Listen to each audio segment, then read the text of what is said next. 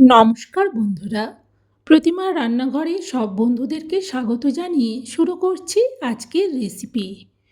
আজকে আমি খুবই টেস্টি, খুবই হেলদি, একেবারে অল্প মশলায় দুর্দান্ত স্বাদের মিক্সড ভেজের রেসিপি শেয়ার করব।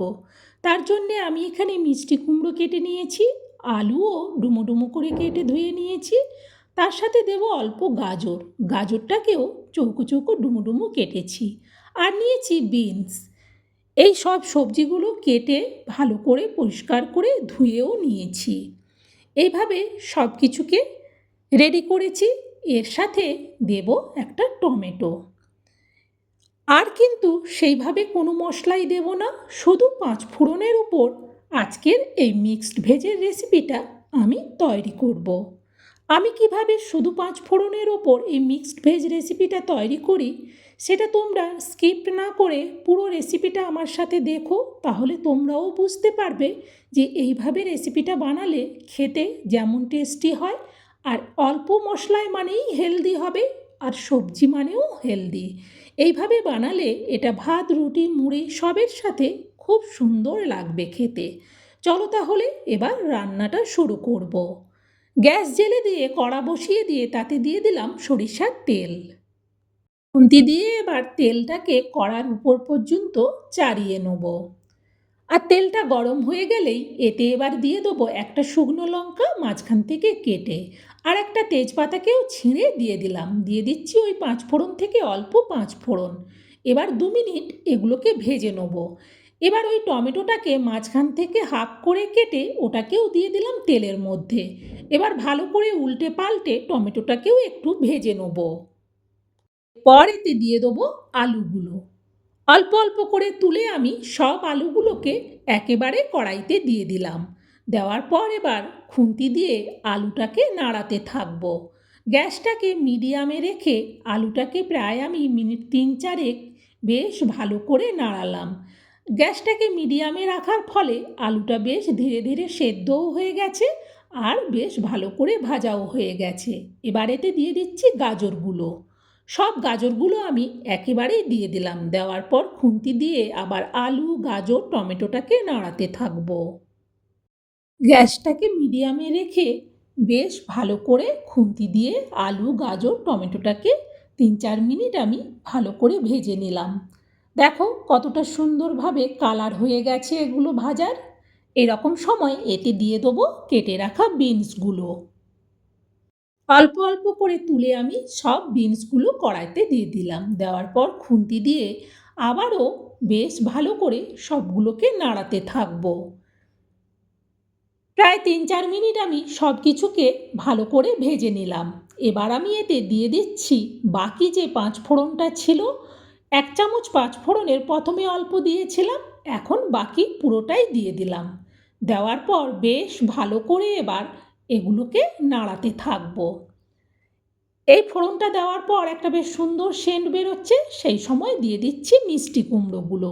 সব মিষ্টি কুমড়োগুলো একেবারেই দেওয়ার পর ভালো করে খুন্তি দিয়ে উল্টে পাল্টে সব কিছুকে এবার মিশাতে থাকবো।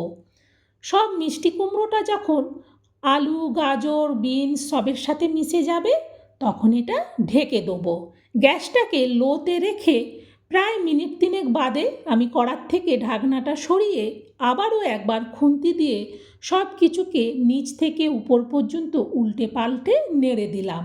প্রায় 2-2.5 মিনিট এগুলোকে নেড়ে দিলাম। পর এতে দিয়ে দিচ্ছি পরিমাণ মতো লবণ, আর দিচ্ছি অল্প একটুখানি চিনি। লবণ চিনি দেওয়ার পর আবারও সব সবজিগুলোকে খুন্তি দিয়ে উল্টে পাল্টে নাড়াতে থাকবো। এরপর এতে দিয়ে দিচ্ছি পরিমাণ মতো হলুদ, আর দিচ্ছি পরিমাণ মতো লঙ্কার গুঁড়ো। দেওয়ার পর ভালো করে এবার খুন্তি দিয়ে সব কিছুকে মিশাতে থাকবো। গ্যাসটাকে মিডিয়ামে করে দিয়েছি। প্রায় আমি 3-4 মিনিট এইভাবে সব কিছুকে ভালো করে কষিয়ে নিলাম। কষিয়ে নেওয়ার পর এটা আবারও ঢেকে দিচ্ছি, গ্যাসটাকে আবারও লো করে দিয়ে। প্রায় মিনিট 3 বাদে আবারও আমি কড়ার থেকে ঢাকনাটা সরিয়ে নিচ্ছি। তারপর খুন্তি দিয়ে এইভাবে ভালো করে উল্টে পাল্টে সব সবজিগুলোকে 3-4 মিনিট একটু নেড়ে দিলাম। এরপর এতে দিয়ে দিচ্ছি পরিমাণ মতো জল। সব কিছু সেদ্ধ হয়ে তরকারিটা একটু মাখো মাখো হবে, সেই রকম জল দেওয়ার পর খুন্তি দিয়ে ভালো করে একটু নেড়ে দেখে নিলাম যে এতে আর জল দিতে হবে কি না। আর জল দিতে হবে না। এবার এটা ঢেকে দেবো। গ্যাসটাকে কিন্তু এবার বাড়িয়ে দেবো, কারণ তাহলে তাড়াতাড়ি ফুটে উঠবে। ফুটে ওঠার পর আমি কড়ার থেকে ঢাকনাটা সরিয়ে আবারও এভাবে সবজিটাকে খুন্তি দিয়ে একটু উল্টে পাল্টে নেড়ে দেখে নিলাম। এইভাবে মাঝখানে একবার ঢাকনা খুলে সবজিটাকে ভালো করে নেড়ে দেখে নেওয়ার পর এটা আবারও ঢেকে দেবো। এবার কিন্তু গ্যাসটাকে একেবারে লোতে করে রাখবো। আবারও মিনিট তিনেক বাদে আমি কড়ার থেকে ঢাকনাটা সরিয়ে নিচ্ছি। দেখো আস্তে আস্তে ফুটছে। খুন্তি দিয়ে ভালো করে একবার তরকারিটাকে উল্টে পাল্টে নেড়ে ঘেঁটে দেখে নিলাম সব সেদ্ধ হয়ে গেছে। নামিয়ে নেওয়ার আগে দিয়ে দেবো হাফ চামচ ঘি। হাফ চামচ ঘি দেওয়ার পর বেশ ভালো করে খুন্তি দিয়ে তরকারিটাকে উল্টে পাল্টে ঘিটাকে সব তরকারির মধ্যে ভালো করে মিশিয়ে দেবো। তরকারিটা কিন্তু পুরো হয়ে গেছে। এবার এটা আমি নাবিয়ে নেব। নাবিয়ে নেওয়ার জন্য এরকম একটা বড় বাটি নিয়েছি। বাটির মধ্যে আমি পুরো তরকারিটা ঢেলে নিচ্ছি। এত ভাপ বেরোচ্ছে যে ক্যামেরাটা ঝাপসা হয়ে যাচ্ছে। বন্ধুরা, এইভাবে শুধু 5 ফোড়নের ওপর তরকারিটা আমি রান্না করলাম। তোমাদের কেমন লাগলো সেটা অবশ্যই কমেন্টে জানিও। আর ভালো লাগলে অবশ্যই একটা লাইক দিও। আরও রেসিপি দেখার জন্যে চ্যানেলটাকে সাবস্ক্রাইব করে আমার পাশে থেকো। আর রেসিপিটা শেয়ার করে দিও, যাতে এইভাবে অল্প মশলায় সবাই এরকম একটা মিক্সড ভেজিটেবল বাড়িতে বানিয়ে নিতে পারে। এটা দিয়ে রুটি, পরোটা, লুচি, ভাত, মুড়ি সব কিছু খুব সুন্দরভাবে খাওয়া যাবে। এই রেসিপিটা একবার বানিয়ে দেখলে তখন দেখবে বারবার বানিয়ে খেতে ইচ্ছে করবে। এরকম অল্প মশলায় এত স্বাস্থ্যকর, এত সুস্বাদু রেসিপি আর হয় না। আবার পরের রেসিপিতে দেখা হবে।